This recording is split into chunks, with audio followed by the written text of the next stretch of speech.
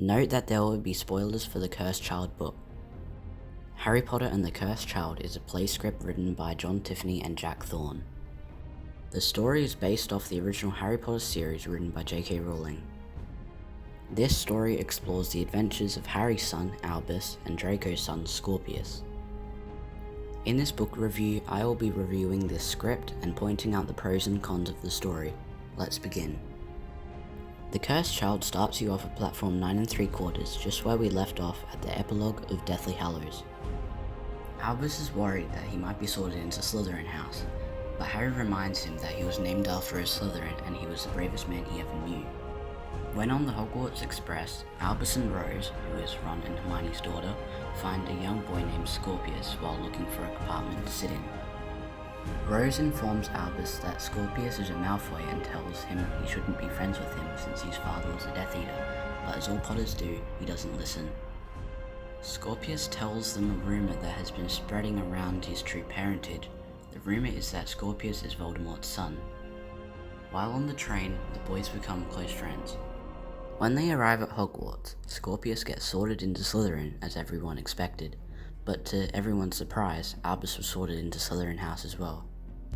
When they arrive at Hogwarts, Scorpius gets sorted into Slytherin as everyone expected, but to everyone's surprise, Albus was sorted into Slytherin House as well.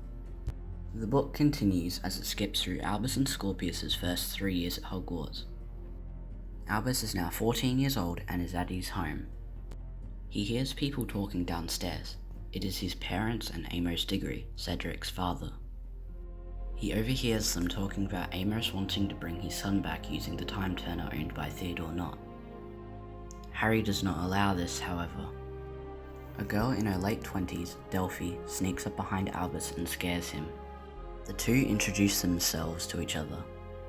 Delphi tells him that she is Amos's niece and helps him at St. Oswald's, a hospital for old witches and wizards.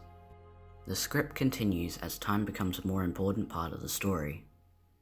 I'm not going to tell you the rest of the storyline because I think you get the idea and I don't want to spoil the whole book.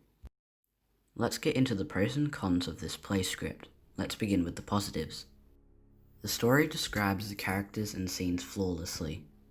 The book introduces you back to the original characters from the original books, such as Professor McGonagall, Professor Dumbledore as a portrait, the Trolley Witch, Ludo Bagman, Dolores Umbridge, and so many more.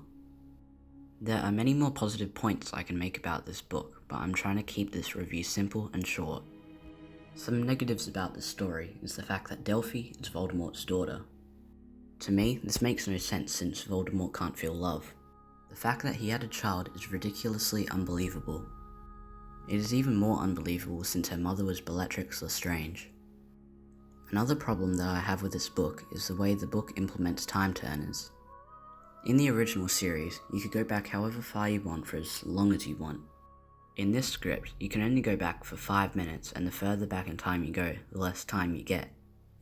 Other than those cons, this book is great. I love the twists and turns the story takes and the way the characters change throughout the book. I really enjoyed reading this book and I hope you will too.